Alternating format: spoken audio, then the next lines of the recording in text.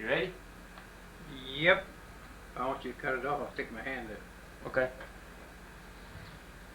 Today is April 6th, 1988. And this is Joe Todd, an interview with Mr. Kenneth Gerboth in Blackwell, Oklahoma. Sir, where were you born? What year and where was I born? Yes, sir. I was born February 20th, 1911 at Ralston, Oklahoma. Ralston or Ralston? R-A-L-S-T-O-N, Ralston. Okay.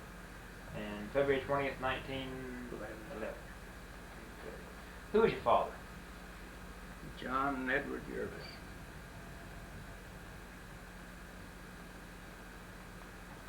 And your mother? Laura Delaney Gerboth. What was her maiden name? Moore. They both from Oklahoma? Yeah, I'd say so. Did you go to school there at Ralston? No, I just wandered over there. I left there that's small. And where did the family move to? Well, I think they moved back at Collinsville at that time. And then from Collinsville over here in 1916. 1916. So you went through school here in Blackwell? Yeah, well, a little longer. I think it was too much. Okay. What year did you join the Army? Oh, October 42.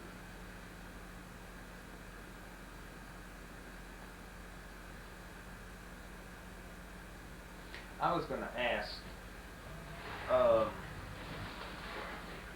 December 7th, Japanese attacked Pearl Harbor. December 7th, 1941. What was your reaction when you heard about that? Well, not much really. I heard about it and I figured there was going to be a war. I know that. So there's going to have to be something done there. Were you aware, the war in Europe, the German invasion of Poland, the German and Russian invasion of Poland in '39? Oh, I remember something about it. I heard something about it. Did you think we'd get involved in that? Sir? Did you think we'd get involved in that war? Well, I didn't know really. What kind of work were you doing after high school? Well, I didn't go to high school. I worked out at Smelter. Okay. Blackwell Zinc Company. Oh, Blackwell Zinc. What'd you do out there? Oh, I was a charger out there the last year. Well, the last year I had an easier job. Was that the National Zinc Company? Yeah, it belongs to this there. Apex or whatever you call it. I don't know what the name of it. Because they had that smelter in Bartlesville too. Yeah, that was. They wasn't connected. Oh, this from the DC, didn't it? Yeah. What does a charger do in smelters? What was your job? Well, we charged pulverized coal,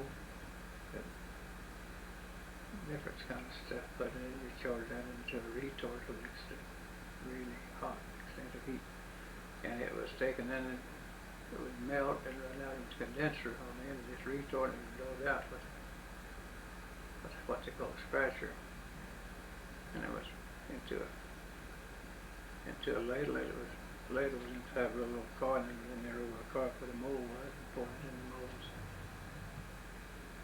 And you smelted zinc and anything else besides zinc? No, it was a zinc smelter. Zinc smelter. When did they open that smelter here? 1916. And how long was there in operation? 1973. They closed in '73. Yeah. Why did you join the Army? As opposed to the Navy or the Marines? What, did I join the Army? Yeah. I didn't join, they drafted me. You were drafted then? Drafted. Were you drafted from the smelters here? Yeah. Where'd you go for basic? Little Rock, Arkansas. Camp Robinson? Camp Robinson. Tell me about basic. What happened?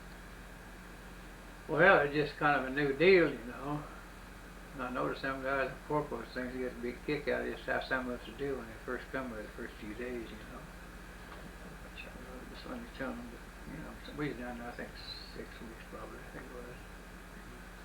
And just training, hiking around, and going on the foreign range, and having a few lessons, you know, exercises, calisthenics stuff, you know. What kind of food they give you, basically? Is it good food? Yeah, well, yeah, real good food. Real good food. Did they have you in quarantine when you first went there? Well, you had to stay there a while before you went to town. I don't know if you call it quarantine or not, you might then. I don't remember much about that. And from Camp Robinson, where'd you go? Lawton, Oklahoma. Lawton, Oklahoma. Fort Sill. And you have training down there? Yeah, that Fort Sill's a artillery post, you know. But we was a battalion of infantrymen running there. Just got out of basic training. And we showed the officers that was going in training and stuff like that. I suppose they come out there and sit around on them hills, and we'd show them how the artillery and the infantry work together on different kind of problems, you know. And that's what we've done most of there. Outside that, we was always doing something else. That was one of the main things we was there. And I guess I was there probably a year. And what unit were you a member of at that time? At Fort Sill? Yeah. 170th Infantry Battalion. 170. What division? There was no division. No division. It was a lone battalion. So, from Fort Sill, where'd you go? Well, let's see. The first stop of Fort Sill was in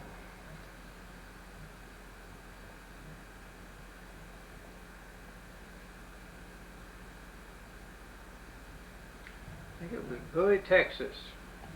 Camp Bulge down in Texas. That done before?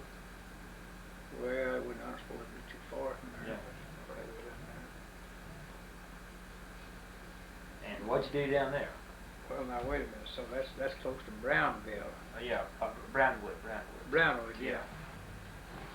Well, I just went ahead and trained out down there, and we was under alert all the time to move, you know. Just hiked around, you know, just more or less keep us there to tell us what we were going to do from there. We wasn't there too awful long at all. And so from there, where'd you go? Went from there to Indianapolis, Indiana. And we took some more. When we got to Indianapolis, they gave us At Fort Benjamin Harrison? Sir? Was that Fort Benjamin Harrison there at Indianapolis? No. That was, you talk about the division? No, the fort. Is that Fort Harrison? I don't know what fort it was. Yeah, okay. I forgot about it. That's probably what it was. Okay. Anyhow, we just went out on the foreign range there and messed around a while, you know, doing this and doing that, just like you would do in the army, you know. And that's about all it was. Did for a while there. And when did you go overseas? Well, let's see. It was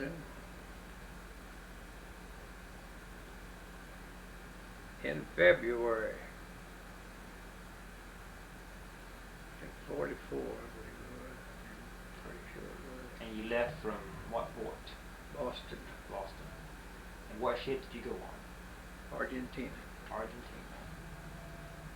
Tell me about the trip over. Well, it's like most people do at first trip on the water. A lot of people got sick. When I got sick, it seemed like I just stayed sick.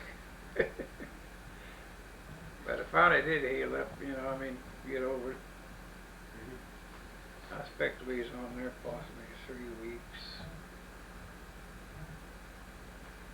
Having any trouble with enemy submarines going over? Well, not as I know. One time the captain thought they decided something, so they opened up the guns behind the ship or something, you know, or something like that. It may have been, they may have been, but they said they did. And where'd you land? Oh, let's see, I think it was Liverpool, I believe it was. And what'd you do in Liverpool? Just not very long as it was there at all, hardly anywhere.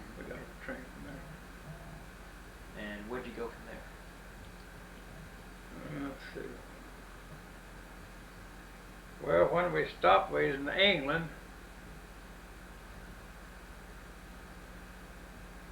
I can't pronounce the town that we was in. I never could. I just always called it Bulge, but that's not the way you pronounce it. Went back to training again, you know. Did you have any contact with the English people, the British? Well, very little. Could you tell me what was their reaction to the American soldiers, the British? Well, not a whole lot of anything. I know they used to wonder where he got so much money to spend, stuff like that, you know. Yeah. But that's about all I know about it. Go in them pubs, they'd order the glass of beer, and they'd take them a minute to drink it. We'd go over and hog it down, you know, and go on. So how long did you stay in England? Well, till June. June 6th? No, June. Yeah, we was over there waiting for this invasion to start. See, but Well, how did they prepare you for the invasion? Well, we just knocked the train like it was, and about all they said just now when they, of course we didn't go in on the invasion, but we fought it right in.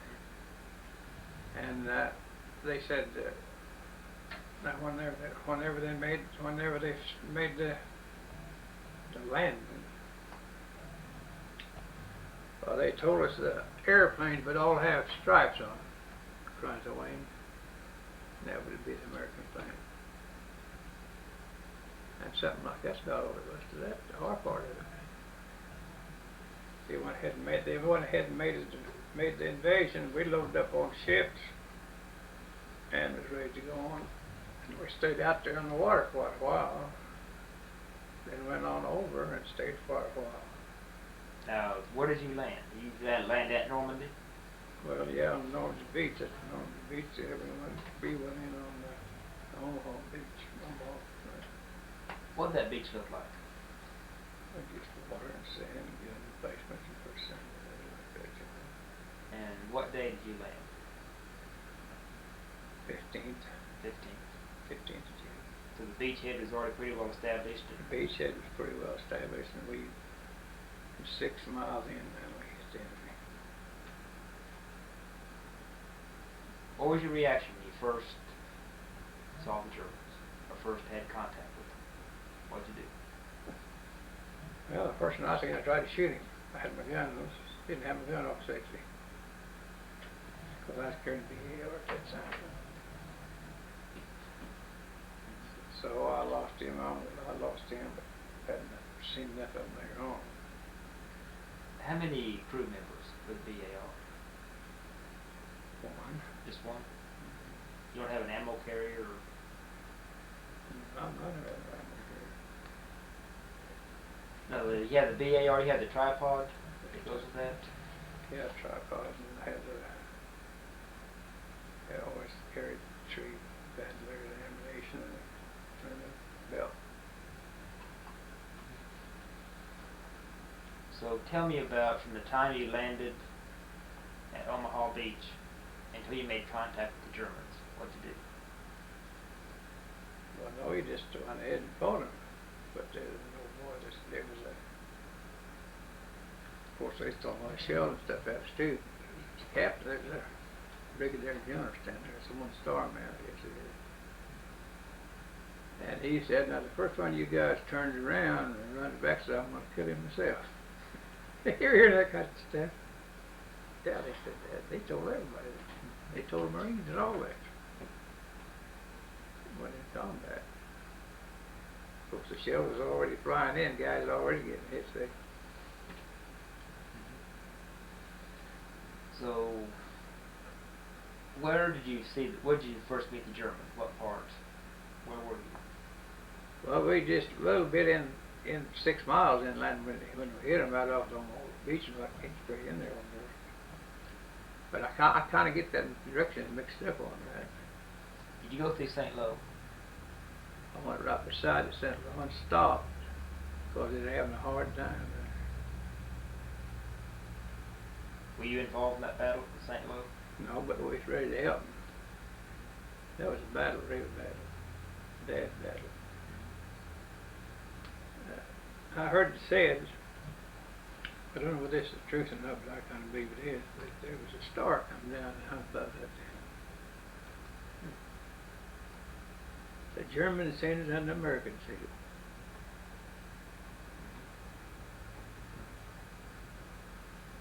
I've heard that several of the guys that was there. Yeah, I've heard that. Have you heard that before? It must be the truth. So how long were you there at St. Louis? Oh, we wasn't there. It kind of got cleared up, and we went on. I don't know. Just stopped in there. Were you on foot or were you going by trucks? No, we was on foot. On foot. What do you carry in combat like that? What, you know, your backpack, or what do you have? Well, I carried just about what I wanted to. Which was? Well, it's probably just a light pack with a raincoat in it. What most everybody carried, and 3 bands of ammunition, 2 hand grenades, and under their belts, what they had in their belts, and that was about it. What about your rations?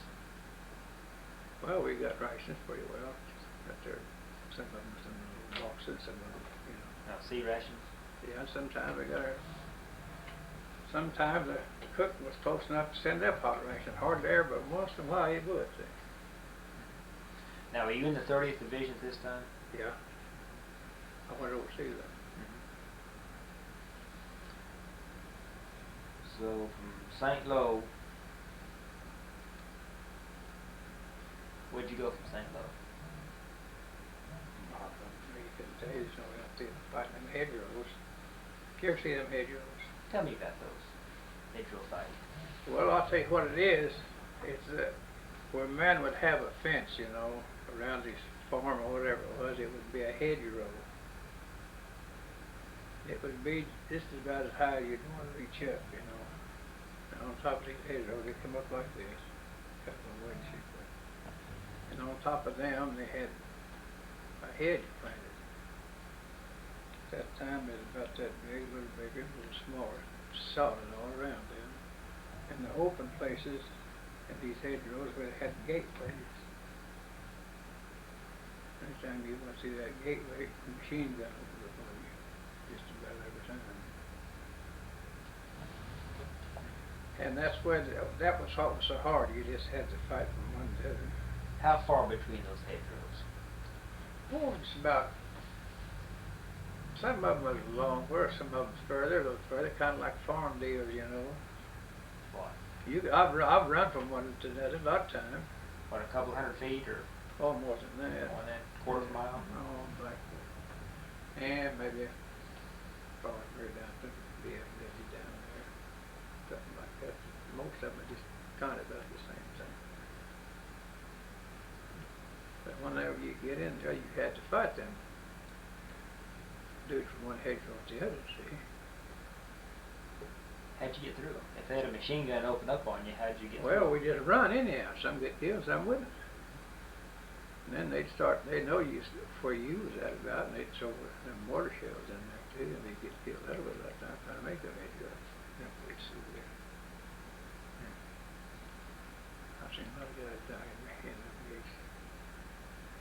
You didn't have time to cut no hole in any hedge. You'd probably been worse off that way than you would if you went through the gate. So, how long were you in this hedgerow fighting? Well, from 15th of June till 13th day of January. From June to January? That's, what, 6 months? What a while. We just getting out of it. Getting over in that part of the country whenever. We got up in there a little ways after that was for the Battle of Bulge. So, did you have any idea that Bulge was building up at all? I didn't, no. They didn't tell us anything. But we'd been in Germany. Go back one time for some reason. You were in Germany then? Well, possibly, yeah. Because they, one night the captain called us back and said, now listen, we're going to Germany in the morning. I want you to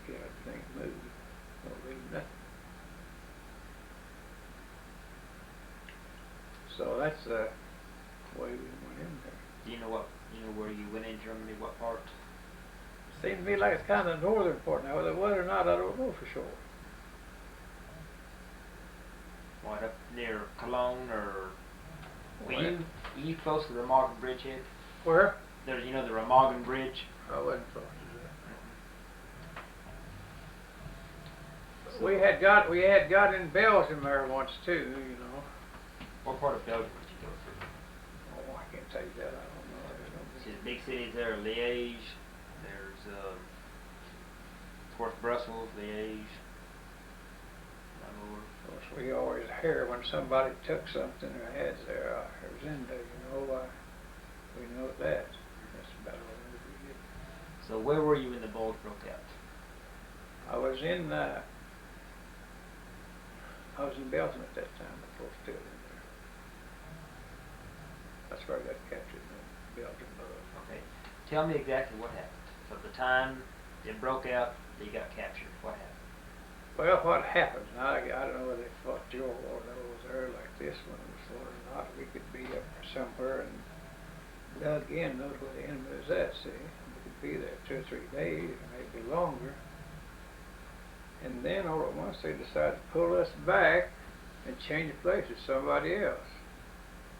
That was so that we've been there long enough we could see have a good idea of what was up where we were against, see. So they changed places, but this time we'd have a new place to go, and the other guys have a new place to go too, see. They didn't know what was there as much as we would, or as much as they did as their positions. And that's the way that war was fought over there. But there was a lot of mortar stuff all the time. What was that other question you asked me? What'd you do from the time the Bulge broke out until you were captured? What happened? Or when did you find out the Bulge was coming down? We seen it. We knowed it. We got there when they found the guys there. What'd you see? The guy's dead. And they said they'd got some stuff in there to take some of them out. Any idea what part of Belgium you were in? No, I don't know. So, what was the date? I can't tell you that. It's January 45. Just getting cold then. Did you have your winter uniforms? Yeah, I wore them. We had them some random, but we fought right in their dress clothes. Those were these that we had. So what happened when you were captured? Well, what I started to say about that was that we pulled in there and we were supposed, and now they had their troops already lined up, so they brought us in, let us do these troops. And there's a town there, and we were supposed to take this town, and we were supposed to take objective one further. Well, we got in this town, and they had a bunch of tanks in there. And I heard the company commander calling up for some cans. That way he wanted some tanks in here. I'm gonna need some cans. I need some cans. But they never did come. See?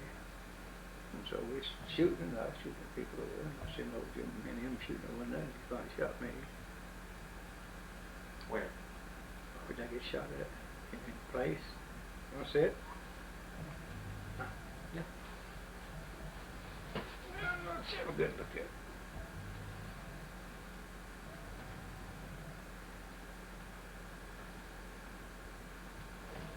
Yeah, them dudes, they don't take too good care of you. They don't. Have you been trying to kill them? There it is up there. Okay. Right shoulder. Yep.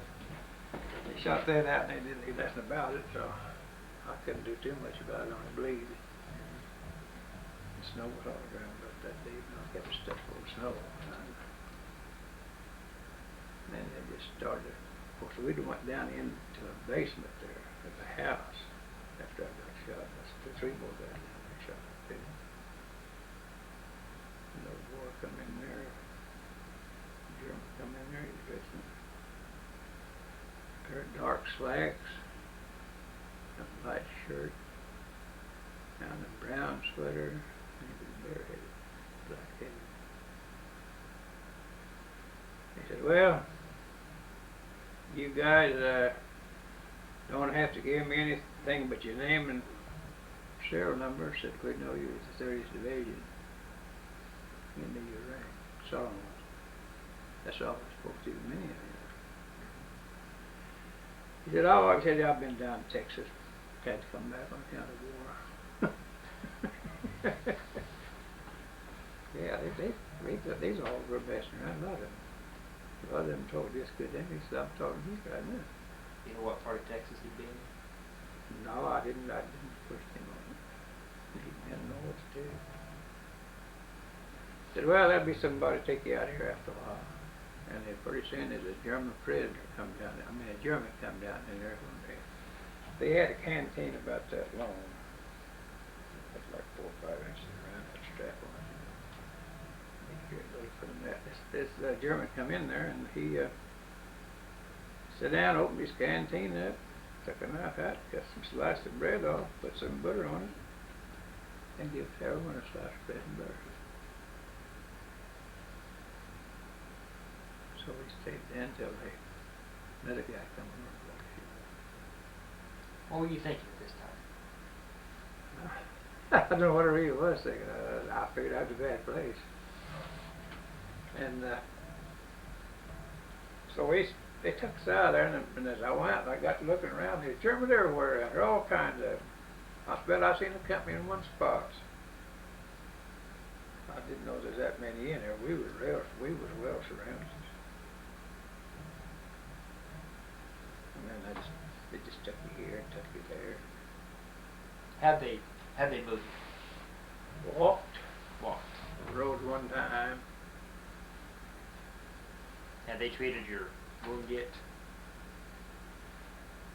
They didn't treat it. I got finally wanted to tell you some more about it. Yeah. Finally stopped at a place. I don't know what town this was either. It was a big 2-story block building, not block but rock building. Put us up on the top floor. And we laid around in there long, had laid on mattresses in there and bunks, and they was full of bed bugs, ticks, and everything was in there, just eating on the whole time. Are you still in Belgium at this time? No. You're in Germany. Germany now. So they taken and put us in there, and this wound had turned inside out like that.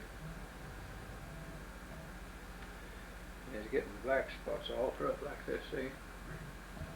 So there's a Frenchman in there said, we better take care of that wound. I said, how you going to take care of it? He said, I got first scissors. I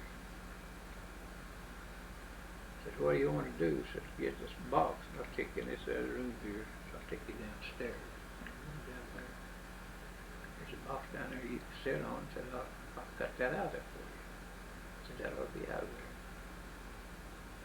Well, I said, all right. I said, we'll get that out. He took a pair of scissors, cut it out. Got me a gap and sweating. It just like that. It did look bad. Ooh. And he kind of cleaned it up for me, and he found and he got a whole piece of stiff wire somewhere. And he made a thing to put on my shoulder, under my arm like that, and he found some paper, then he wrapped paper around it. And that's what. That probably saved your arm. Probably did. How long had you been a prisoner at this time? When this was done, it hadn't been very long. Yeah. Oh, probably a couple of 3 weeks. Was the bullet still in there? Sir? Was No, the bullet got a letter. Did he clean it out? Yeah, the best he could. He was just prisoner himself, you know. And he said, I want to clean that up for you. So, don't have nothing to do with it, but it's very serious, but I'll do that. And I like to get off that box. It really hurt. What happened next? Well, then they started marching us around here, there, and everywhere. But first, tell you another story in there. There was a lieutenant come up there with his leg shot up pretty bad. He said, "It's all right to tell you this?" Sure. He said, and they come in and said, "I want to take that lieutenant, I want to take him over to the German hospital and cut that leg off." So they took him out there and took him to the hospital, and they come back, they just run a knife around his leg like that, and he sawed it off with a saw and wrapped some paper around it, took him there and took him back in and put him on the bunk. Well, I went over and sat down beside of him. Didn't sit there, I stood mostly, didn't have much thing to sit on. And I keep his hands away from his leg all how much they can. I found he just got too much and got to raving so much that he jerked all that paper off like that. He stuck that stub of a leg up like that, and the meat fell way back like this, and the bone stuck right out the end of it. Can you figure what that looks like? Raw meat. And then I kept on. He finally come to, and I helped him all I could, you know, and doing the best I could. You know what he told me? What? He said, "Now you're going to have to wait on me." And I said, "I think I have been waiting on you." So then he took, and I went over to a place standing there talking. He was laying up there in bed. "Hey, come over here, Sergeant, take care of him." I said, "I'll be over in a minute." He said, "I said for you to come over here right now. I said, if you don't, said, I'll have you court-martialed when we get out of here." I said, "I've got the rank on you, and you know it." I said, "You sure have, Lieutenant. But I want to tell you something right now." I said, "You pull your damn rank if you want to. You in this hospital the same as I am." And I said, "Don't ever ask me to do another thing for you." He said, I'll court-martial you." I said, "Go right ahead, but you're not going to do it right now." So they took me out, and he was there, but I think he probably died. He did. He sure was tough. That's about the way they did the wounds, I suppose. I said, "I know they done him that way." Now, was this in prison camp? No, this is at a big building. About 2 stories high. But the prisoners in there, they were still prisoners. They all had beds and everything. Were you anywhere close to Aachen, Germany? No, I don't think so. Well, if I had been, I wouldn't know. Yeah. So where'd they take you after that? Well, we buried one guy while we was there too. One died. Put him in a cart, pushed him out there, and put him in a hole. And they buried him there. I know that goes out there. Well, we left there and somewhere else. Walking around. I was in several places. I was just walking around a foot somewhere more than I was never in any place. What kind of food they give you? Well, they didn't give me much food. Well, coffee once in a while, they gave me coffee or water. Maybe some bread, something like that. I got in this one prison camp. Well, they was giving about 8 men one loaf of bread there. I don't know what the name of this prison camp even was. You know what number it was, Stalag? No, not really. And there were some Englishmen in there and a few Frenchmen, stuff like that. And a couple of Polish guys over there from the cooking part of it, what they had to cook. Putting bread on them big outdoor ovens and put the bread on boards and set it back in there. I guess they pulled it out somewhere. See that too fancy. And there's guys in there with their feet cut off, half and two with it broke and cut them front part of their foot off, you know. Skinny, about ready to die. I was there 90 days from 30th January, 13th January, 13th April. I was about 90 days. And, stayed there at that place until it was liberated. There was a captain in there. I think he was a paratrooper. And they would let him go out and cut wood now and then. Of course, they'd bring you got an armload of wood about like that. And that had lashes to the next bit. That's what they'd take longer than that. How many men had to share that wood? Oh, probably 10, 15. Describe your barracks, the building you lived in. Well, it's just ordinary building, just a row of bunks in it. On one side and around this way, then that way was the stove. Somebody got a hold of some horses' lungs, so we threw them in a tin can, got some water, and cooked them. Thought we cooked them, we didn't. Tried to eat them just like biting a sponge. So I opened my mouth up and raised back up again.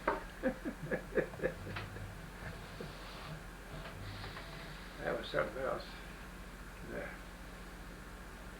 Well, we was in that place until the 13th Armored Division, or part of the 13th Armored Division, come in there. This captain kept hearing some shooting way back down in there. That captain knew that. So one day they let him go cut this wood back down, and he went right on down to that shooting was. And about the 13th, what do you call it? No, Armored Division. Back in there. When you first saw it, what'd you do? When you first saw the Americans, what'd you do? I had a fit. Well, they come in there, and that tower they're on, you know, they just took one of the tanks and upset that thing, pulled the fence down, or part of the fence down, and 200 Germans give up. So these old boys, they'd been traveling quite a bit too, and they was pretty well wore out, so they set a machine gun in there on these Germans, and the old boy standing there said, you guys are pretty well tired, so why don't you just go lay down, get some sleep, or do something, let me guard these Germans for you. And he made them all lay down. When one get up, he'd kill him. They had to get him off of there. He was shooting them Germans up. Of course, you couldn't blame him much for that either. Can you relate just some incidents that happened in the prison camp? You know, you talked about the horses' lungs and all this. What other incidents happened that you can recall? Well, the place I was in didn't seem to do much of it. If I really recall, well, there was some kid in there from some outfit, and he had run off from this outfit. And he's got with some French people there. Run off from us. He got with some French people right there, and he was living with them. And he went down and stole a Jeep from them and drove it back up there, and then drove this Jeep to another outfit and told them that they'd send him over there to get some groceries. Jelly with a big old cans full, everything like that, you know. And he took this jelly and stuff back to these French people. And he was in there, and he was telling me about that. Wasn't that something? Yep. And he said finally they caught him when he went. And that there colonel who was over that bit in there. They said, I've got you here, and I know all about this, what you've been doing. He said, I'm going to tell you this much. He said, don't you ever say anything about it, and I won't either. You get out of here.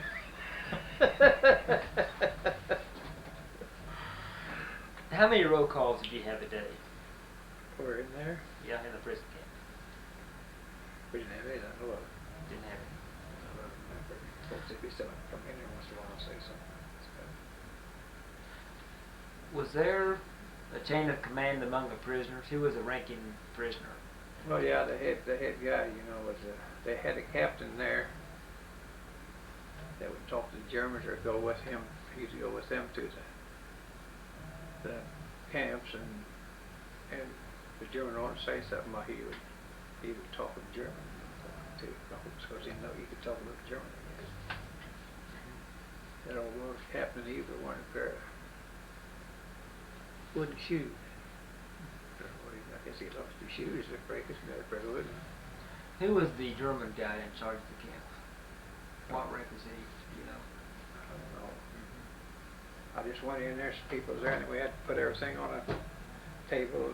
This medical just got inside the prison camp. They looked at everything, took it. Then later they give it back to you. I had Bibles, pictures, stuff like that. You know, they took all that stuff. But later give it off. About a week or so they got it back. Did they have interrogation of the prisoners?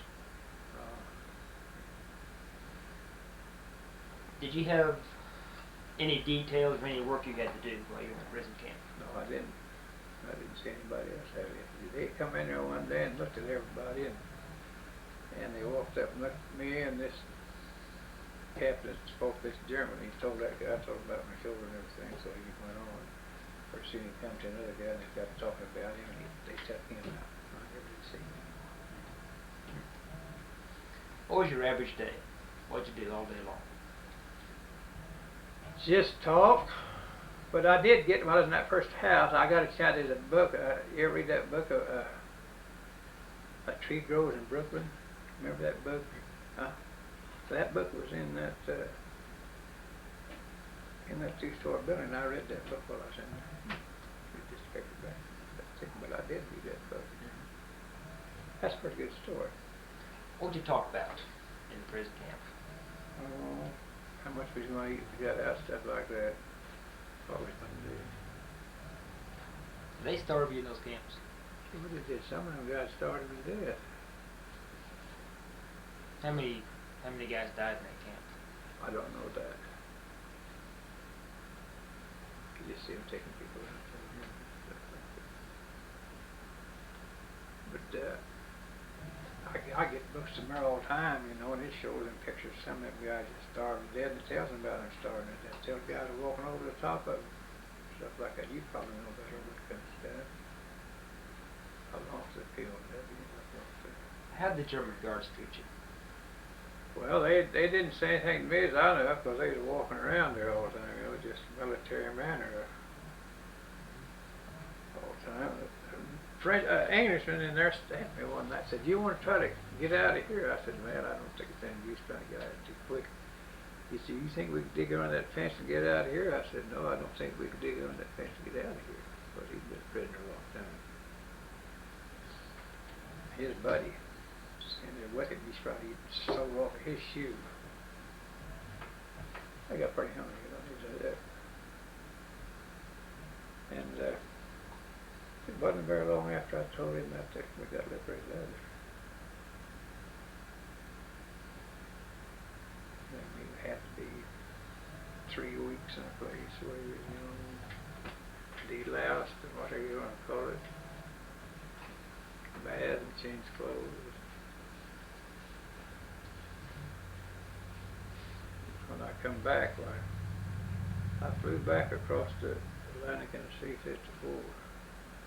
So I did get to go in a ship and come and fly back. That was a good experience. Yeah. What kind of fence did they have around the prison camp? Well, it just was it that concertina wire? Or? Yeah, both of them barbed wire. Go get my cap. I got in there on the back of the room. See what you put. I heard some of those camps they had a radio hidden. Well, they probably did. Did you? Not as I know where I was at. I didn't get anybody there. I didn't know it. Did you know how the war was going? Well, no, I know we was going to get out sometime, but I didn't know just when. I didn't expect to get out as quick as we did, really. But I know I could hear shooting down there, Katie, way back in there somewhere. So I got a cap there. I bought that to kind of give you a little idea. But, oh yeah. Okay.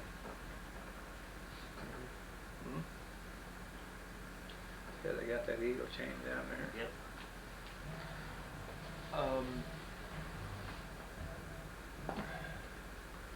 So what did the Americans do for you when they first liberated you? What did they do? Well, they went over so the pine cone practically. And I wound up down here at the Warden General Hospital in Chickasha, Oklahoma, when I left New York. Okay, now where did you leave Europe? Where'd you fly out of? England, England? somewhere around.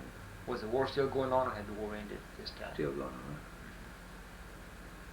When you landed in the States, what's the first thing you did? Well, I had to go to a hospital, Warden General Hospital. You ever hear that hospital? But I got to go to the closest hospital to my home, and so I went to Warden General Hospital. So they set me up ready for operation. And but when we go to the mess hall, anything that was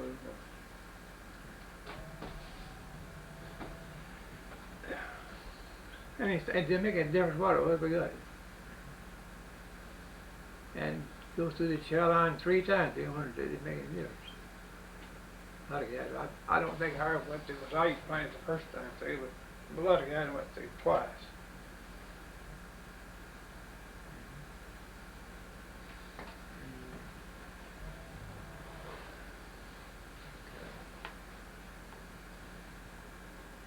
So what'd you do in VE Day when the Germans surrendered? Well, I was in the hospital at that time, wasn't I? Was you in the hospital the day they surrendered, or when the Japs surrendered? Oh, wait, I don't, No, the Germans, VE Day. I don't remember. That was in what, May 45? I don't remember. But I was in the hospital. You just came out from under I just come out from under the gas, or what did they give me when said the Japs had surrendered. Already operated. Of course, I couldn't raise my head all the way. Yeah. Tell me about this captain that said he's going to drop some mortars on your head. Well, his name was Captain Bunch. And I don't know what state he was from, really. See, maybe I was going to say West Virginia, but I wouldn't say that either. And he always a guy that wanted to, you know, kind of pushy. Want to do some things all the time. So we know it was pretty close to Germans, but they had a Vere Canal, or so you ever heard of a Vere Canal over in France? Now they had some canals over there. Well, they knocked the dam out of their swans, and they was on the other side of it, and we was on this side, up on this hill with the trees, and the captains. We hadn't been fighting too awful long, about a month or so yet. And he said, well, now I got to have a prisoner. I want a prisoner. And I want you guys to go down and get him, and I want 17 men to go. And then I want the lieutenant to be the 17th man. We'll go take you in there. I want you to go down there. I want you to go in the inner German line, and I want you to bring me back a prisoner. Well, now, really, we didn't think anything about that. But then he said, now, here's a green flare. He gave it to the lieutenant. He said, now, you guys, see it, you're going to get shot up. You're going to get captured. Said, shoot this green flare up in the air, and I'll be watching down there. And he said, whenever that flare comes up, if you're going to have to do it, well, you shoot it, and I'll drop the mortar shell right on your head. Wasn't that something? So we went. We did, well, just like you know how you do it. Well, that's all right. That's where we're going to catch the prisoner. We'll just go down there and do it. So we get down there and we latched on to a big jump around. All we'd do was shoot them in. That started the whole fracas. But we'd come in this way. This water is in here. We come in this way, and we had to go out and come back out that way, and we come there and went right to where they'd be worked in there, the ground, and had shelter hash strapped over the top of the hole. I'd just pull a handle and get up, throw it in there, and keep on going, see to the next one. And we got down there a little way, then boy, they sure opened it for us. And there was that many, 5 of us got back out at 17. The lieutenant got a year old shot out. Good old boy, his name was, now he was lieutenant, his name was Burcell, and he was from New York. He was a shoe sailor. Real good guy. And later he got killed. He had another real close call. He was sitting on a box outside of kind of a cellar there where we pulled in there. And the shells started coming in, so he jumped off and jumped down this hole. Shell hit that box he sat on. See? I wasn't very long. That about next go around, he got killed. It seemed like it just, you could almost pick them guys out at times. You ever notice that? You just about, they get 2 or 3 close calls, you better watch out. I noticed that. How come this captain says he's going to drop some mortars on your head? They just didn't want us caught, didn't want us captured. So he's going to kill you. Yeah, they're going to kill us before we get captured. Wasn't that something? And you say he got killed? Yeah, he got killed. He got his jugular. Now what he's done, now he wasn't with the tanks, but we had some tanks down in there. So he goes off down there where the tanks is. The tanks are pretty close to it. So he runs behind the tank and grabs that phone and goes and talking to the tanker inside, see, and following him around. And the Germans already throwing shells in there trying to knock him out, and one of them busted in there, cut him right through there. He said, go get me a Jeep. And they go, Jeep around here anyhow. He died like fast. Couldn't make it. You say not too many men cried for him? I didn't see anybody cry for him. Then tell me about when the men wanted you to lead them. Tell me that story again. Oh, about this deal? Yeah. He's a guy. Well, I'd been fighting with him for quite a while, and when I was had 3 stripes up and 2 down, and I was 6 sergeant. Staff sergeant. They got these ratings kind of changed with different ones they used to be, And this tech sergeant, I can't place what happened to him. I believe his name was Bob Gossett, and he turned his ankle going on the hill with some ice on it, and I think he broke it. Slipped over and broke it. I think that's what happened. He hit the back. So the captain said, well, I'm going to have to send you guys up. Another tech sergeant said, there's some tech sergeant come in. Just got overseas. Said, he's up here now. I'm going to send him up to you guys. I didn't think anything about it at all. And there's the captain asked me to come back and sent somebody up there to tell Gerboth on the scene. So I went back there, and he told me, he said, now, these guys don't want that new sergeant to come in. He said he may be a sergeant and all that, but said he ain't been fighting up in here. And he said they recommend you highly if they want you above that sergeant. He said they want you over them. He said that we know that he wouldn't ask us to do anything that he wouldn't do. So he'd asked me if I'd tuck it. I said, if that's really what they feel about it, I'll take it. And done a pretty good job with them. Tell me, what'd you do with him? What'd you do with him? With the men? Yeah. Well, I was with them all the time fighting beside them. Incidents happened that you can recall? Oh, yeah. Different things happened. I got one killed right off the head. That's it. Of course, you're going to get him killed anyhow. Whoever's leading the men. You place some man, you're set in for a while, you place some man out there somewhere and one this way, so many this way and that way, And you're always running short. From the first day you go in battle with a full platoon or whatever you're fighting with, or the whole company, you're going to run short and you're going to lose some men, and them men is not replaced bad. And next time you go to action, you go in with less men than they should have. But never did have full platoon after that. Never did after the first battle. How do you say you got one over there with a lost battalion? Yeah. The lost battalion. Well, that happened up on Martin, France, town up in there. This was essential. We had to hold it. And we setting up, we just went down, it seemed like we'd come from the east, and went west, and turned south, went up on this hill there in this town down in there.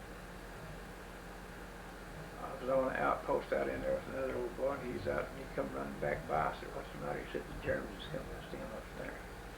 And they was coming in there so fast, thick, we couldn't stay where we was at on top of this hill, so we pulled down this draw. The rest of the outfits through there pulled down that draw too, and went plumb through there. The hedgerow was up on that side, and fence hedgerow was over there, but still there was a draw down through there. We all got in there. But this outfit I did, and the rest of them down there did too. And they throwed shells in there and wounded them old boys, and then throw in shells again and wound them again. And we done out anything to fight with, but just a few rounds of ammunition apiece. One old boy, better than that, the other reached that 40 he finally had one shell on the bazooka, and he went out and knocked the tracks off of the tank. And it went on that way for a week. We didn't have nothing to eat, and they'd come with these airplanes and try to drop food down to us and met us at fire, and they'd drift on out to Germany again. One time we got a little bit, and that very much, and them old boys I felt sorry for them. And one old boys, some of us getting gangrene set in there, you know, everything's happened to them. And the 35th, they couldn't make no contact nowhere, they'd cut everything off. And the 35th Division come in there and relieved us out of there. Next now, boy, we'll go back now and get some rest. We went back and they gave us some rations, let us go. That sounds about like it, don't it? Yeah, but it wasn't very long we got a little rest after that. Now, were you in this Lost Battalion? Why the name Lost Battalion? Because it's up in France, it's lost. They didn't know it had no connections with it. So they called it the Lost Battalion. I was talking to an English girl about that one time. She said, how did you get lost in France? It ain't big enough. Remember that, Sue? Yeah. Well, there's a story about it that's on up there. Yeah. And I'll get a paper to give you one of them so you'll have it. You like to have it? Sure. Are we through here? No, got a little more. Okay. Let's see. Anything else happen while you're in Europe that you can think of we haven't talked about? Any specific incidents that happened? What was the reaction of the French people to the American soldiers? Well, they was all right. Of course, I got to go back there on it. I'd been up there fighting with the guys, and that was when come Thanksgiving. They let me go back to Paris for 48 hours and took 17 or 18 guys with me, and we rode back in trucks. Went back and had our Thanksgiving. And we had the best of the hotels. And we went up them hotels, and it was just us taking over, see. Boy, I took a bath and pulled my clothes off and got in that bed. You know, I couldn't even sleep. What I done? I put my clothes back on and grabbed my helmet and laid down on the floor, looked up and down the hole, and all the rest of it done the same thing. Been sleeping on the ground too long. What'd you think of Paris? Oh, nice place, all right. It's a big, nice place. Of course, that was World War II. That was all kind of open city, you know. So when did you get your discharge? 5th of December 1945. 45. And what did you do after the war? Went back to work. What, smokers? I worked out there 30 years ago. Where does that ore come from? Where do the ore come from if they smelt it? Well, it's just the coal they get in, shipped from some different place where they dig coal. I don't know. This stuff mixed in with it. Made the same. A lot of sulfur and some of that coal too. Why'd they build the smelters here? Any idea? Yeah. The smelter come from Collinsville over there. And there's 2 or 3 more smelters besides this. That's called the BZ smelter. And Collinsville told them, said, now we're going to raise the gas, as far as the gas, you know, we're going to raise your gas. On on you on the smeller. The old boy had the smeller. They said, well, now if you raise this gas, then we'll move the smeller. And they said, nah, you won't do that. And they raised the gas and they moved it right over here, and it's been from 1960 to 1973. That's how I come with my dad and mother over here. He would work this place over at the time. He'd just come over and work over here 3 days. What'd your dad do this numbers?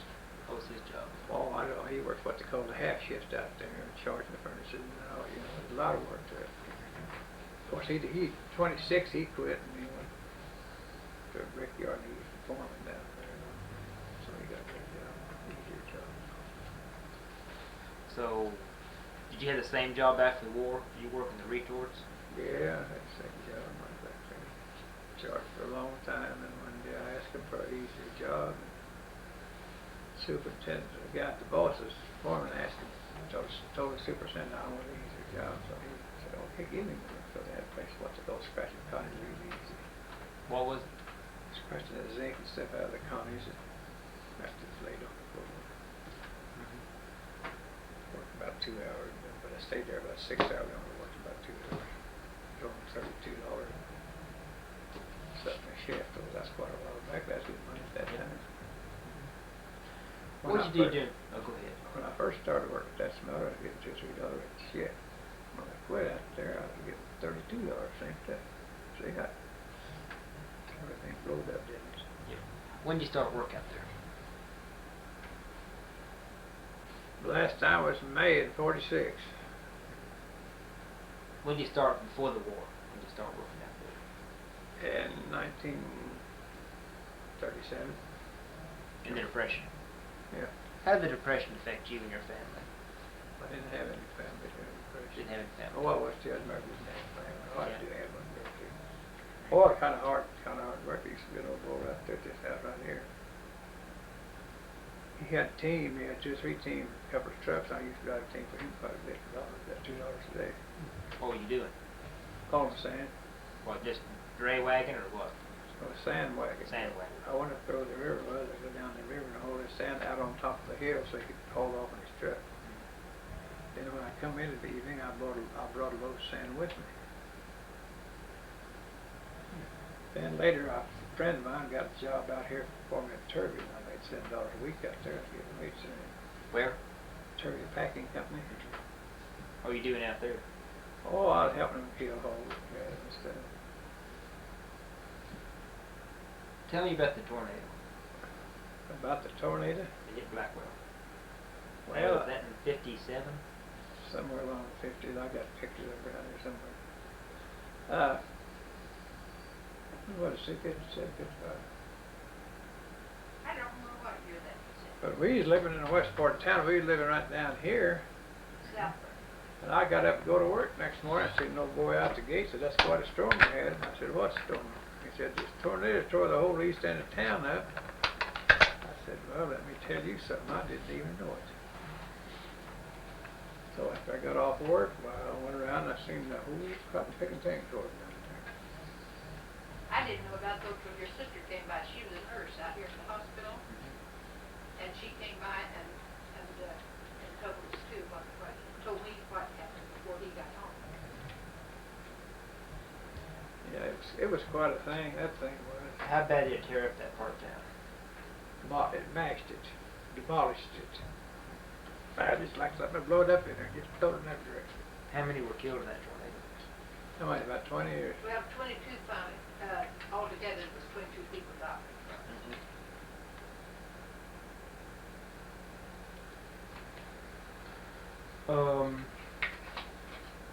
Who was Blackwell named after? Do you know? The guy was named Blackwell.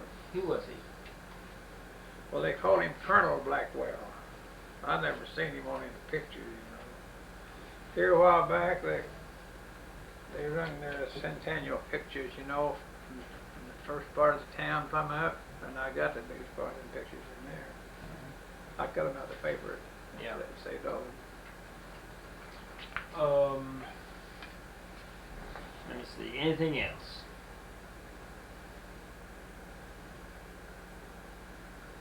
When did you start school? When did I start school? Yeah. Well, I was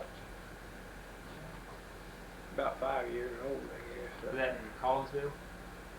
No, I had a sister start school there, but I started school here. I don't have any sketch 7th grade. Let's see who's here.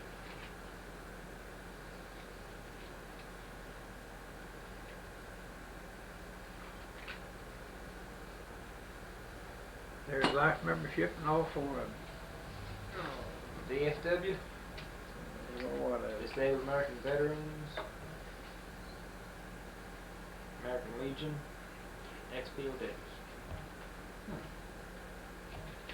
I just bought life membership in all of them, and I don't have to mess around with the head once a year.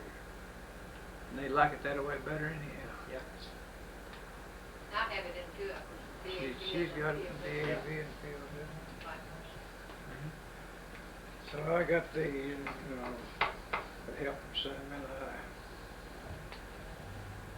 And I got to pay them so much every month. I always said to myself, there's so much a year it is. You ever think back in your time as a prisoner? What do you think about those times? I bawl sometimes. We cry a lot of times we read these books too. What some of our men went through with it. It's sad, you know it? It is when you read it, when you hip in it, you know what you're getting into. But I do, I cry sometimes. It's like talking about it now. I was talking about it now, and this will stay with me for about 3 or 4 days. It's horrible. But then it'll leave, and it won't bother me. Well, Does it bother you to talk about it? I'm about to ball, and I'll get you to it.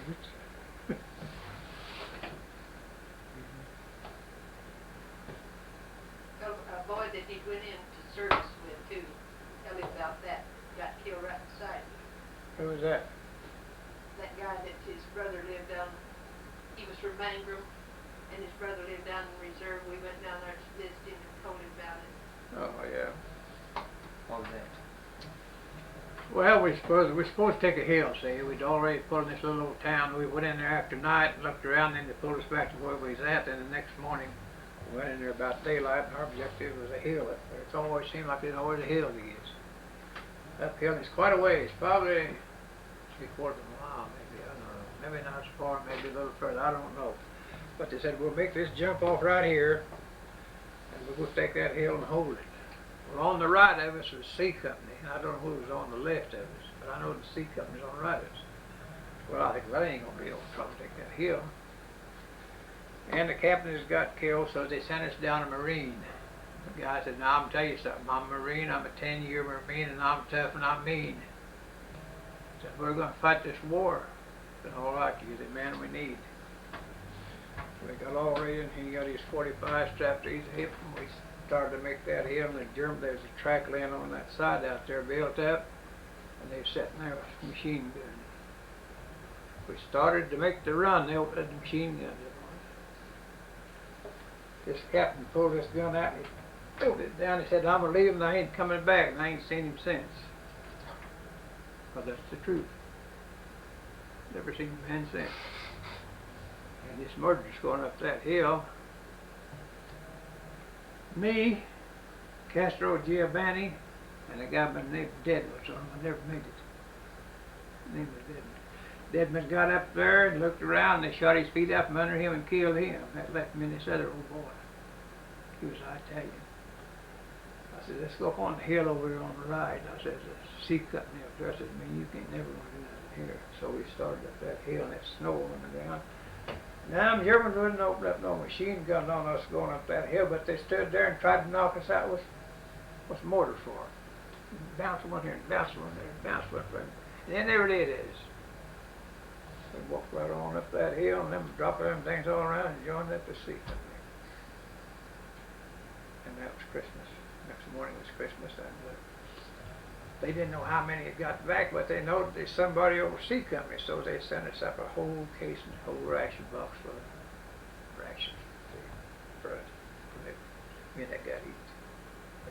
Yeah, we couldn't start the year. Well, that guy was with you when you got wounded. Whose gun was it didn't work? Well, Castro, he was with me when he got captured the same time I did. His gun quit working. I got shot around, turned down. I just said, take my gun. He used my gun. He got shot through the hand. Later, he went on a little later and got wounded instead. Well, it's all the same battle suit. Well, I know, but I said though, he wasn't taken prisoner right with Yeah, you. he was taking prisoners all about the same time. What battle was that? That battle we was fighting then, well, I don't know what you'd call it. Was that part of the Bulge? No. But it's probably getting ready to happen. Yeah. What about the guy that was killed next to you? Who was he? The guy, you say he's from Mangum? Yeah, he was from Mangum, Oklahoma. Well, that was when we were going up the hill she was talking about. She was getting kind of mixed up there. And the open machine guns up over the railroad track after that. He lived down in Mangum, so I went down there and seen his brother.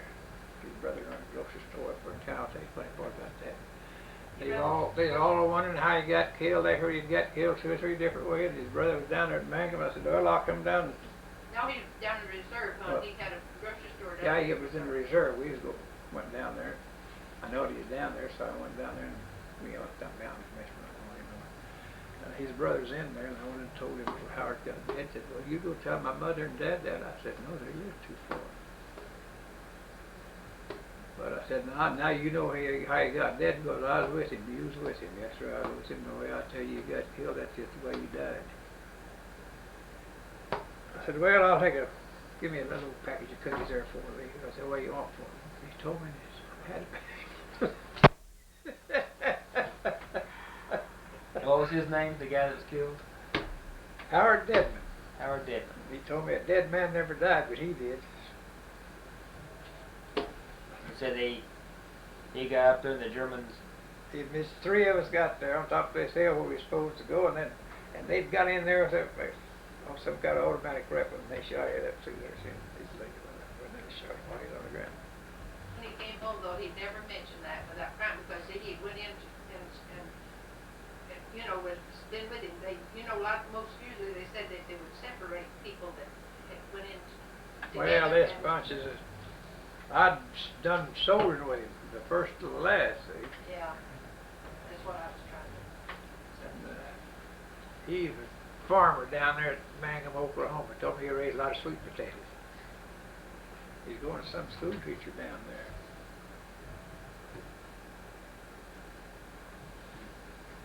Well, I think we have a good interview. Did you like it? Yeah. Anything else you want to talk about? No, I found it. I guess when we get in it with the Russians, we can get back by, huh? No, I enjoyed talking to you, but I've been about the Bulge all the time. You know that, though, didn't you? Somebody had trouble about Vietnam talking about it.